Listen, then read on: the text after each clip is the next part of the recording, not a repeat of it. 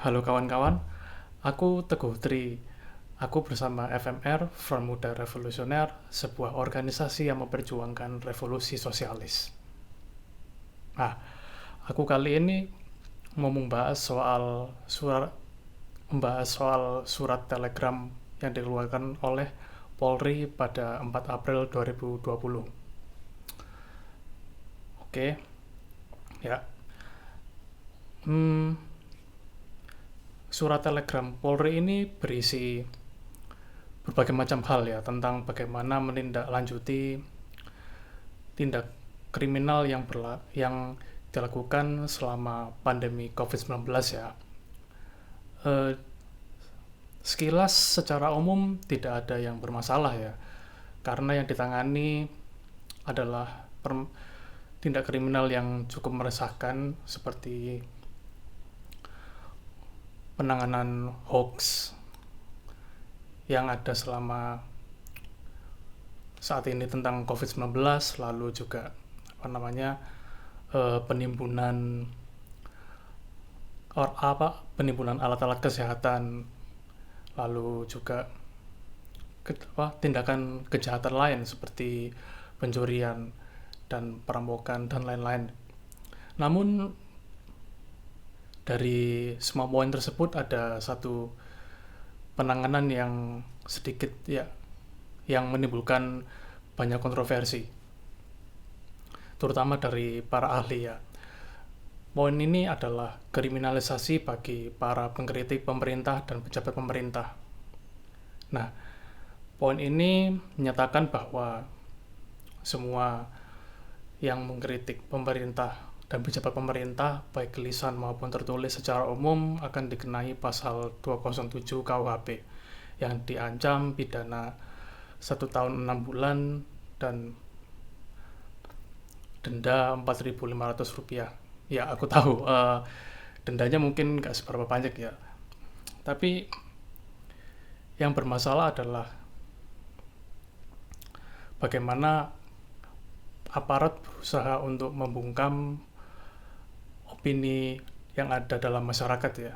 Ya, poin ini secara otomatis ya langsung membawa sebuah kontroversi yang cukup besar ya, terutama dari para ahli seperti dosen hukum dan pengamat kepolisian yang mengatakan bahwa ya itu tadi poin ini beresiko akan penyalahgunaan oleh pemerintah untuk membungkam para pengkritik pemerintah ya. Eh, Lalu ada juga kritik tentang bagaimana pasal 207 KUHP ini sebenarnya juga tidak cocok untuk diterapkan pada keadaan sekarang ya, di mana ya pandemi Covid yang merupakan sebuah darurat kesehatan yang dimana pasal 207 KUHP lebih bersifat politis, yaitu kata para ahli. Ya, sekilas ya ini adalah kejadian yang klasik ya, ketika aparat mengeluarkan keputusan yang represif terhadap rakyat. Namun ada satu hal yang menjadikan kejadian ini semakin menarik. Yang membuat menarik adalah bagaimana DPR ya, bahkan beberapa anggota DPR juga turut mengkritik keputusan ini.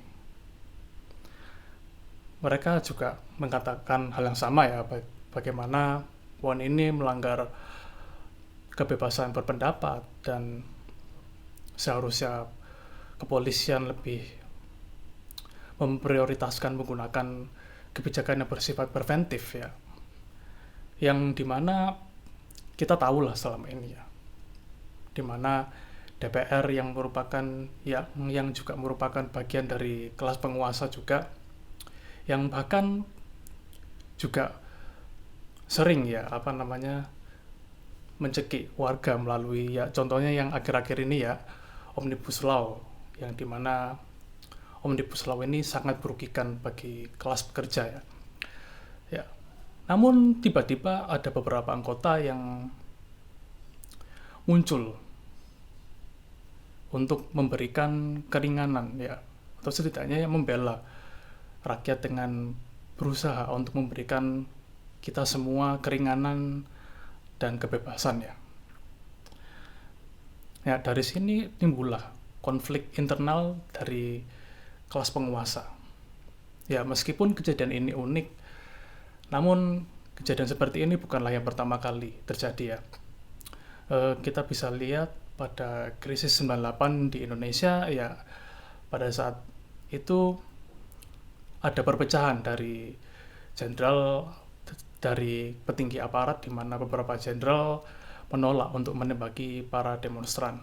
Lalu juga ada juga perpecahan di kaum penguasa pada Rusia yang saat itu masih dipegang oleh Nicholas II, ya kekuasaan tsar ya, di mana Stakovich, seorang borjuis pada saat itu dihina habis-habisan oleh media dan kelompok konservatif dikarenakan ia menyuarakan untuk kebebasan berpendapat bagi rakyat. Ya, namun walaupun ya kelas penguasa yang baik ini ya, dalam tanda kutip, menyuarakan kebebasan dan keringanan untuk kita para rakyat ya.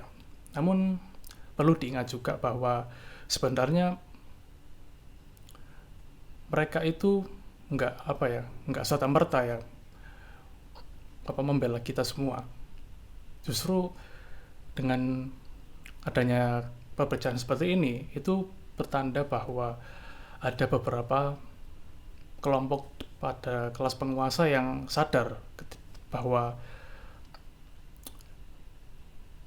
rakyat itu ternyata sedang marah ya, terutama pada kondisi sekarang ini ya.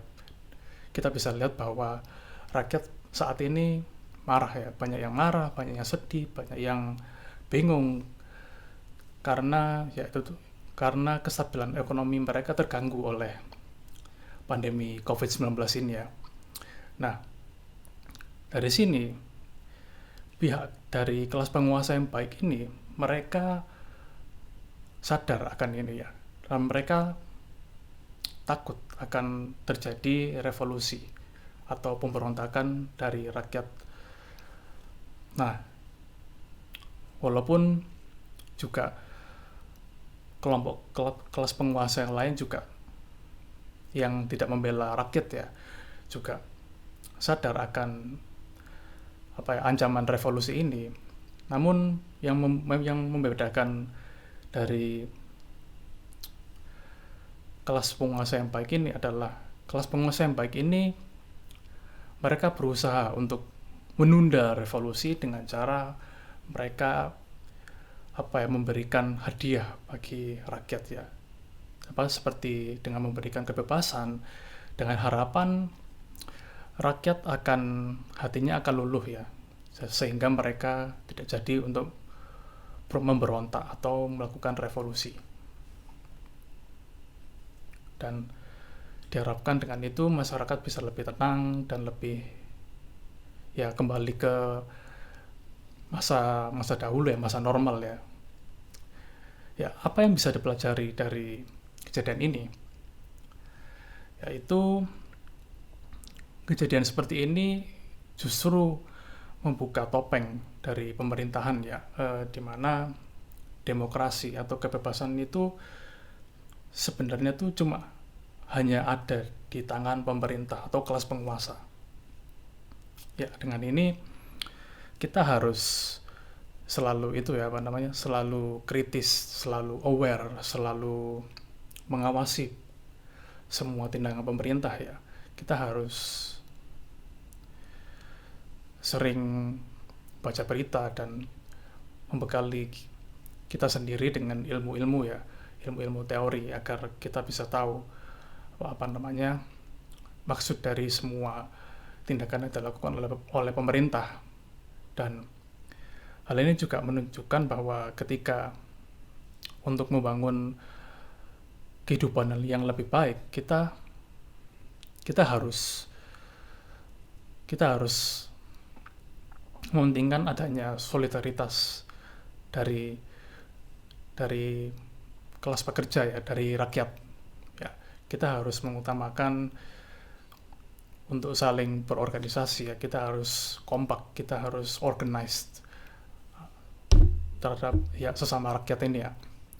Ya, salah satu cara yang bisa dilakukan adalah mengikuti organisasi politik. Ya, contohnya seperti kita ini ya, Front Muda Revolusioner atau FMR ya.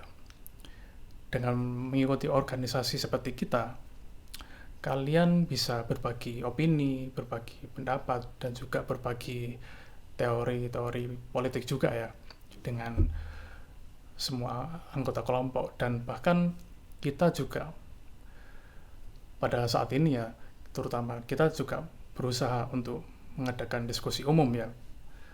Jadi kita bisa berbagi ilmu, berbagi pengalaman, berbagi pandangan juga dengan masyarakat. Ya, nah dari sini aku mengharapkan kalian untuk bergabung dengan FMR ya. Karena ya itu tadi, untuk kita juga berusaha untuk membuat kondisi saat ini menjadi lebih baik lagi ya, dengan kita juga menginginkan kesejahteraan untuk rakyat ya. Ya, untuk jika kalian tertarik untuk mengikuti FMR, kalian bisa lihat di media sosial kami, yaitu Front Muda Revolusioner, baik di username juga di Facebook, namanya juga sama semua, kalian bisa cari, gampang kok, Front Muda Revolusioner. Lalu jika kalian penasaran untuk melihat perspektif kita tentang pandangan mengenai berita-berita ya, nggak cuma lokal ya, tapi juga internasional, kalian bisa cek website kita di revolusioner.org. Ya, cukup sekian dari aku Teguh Tri. Peace.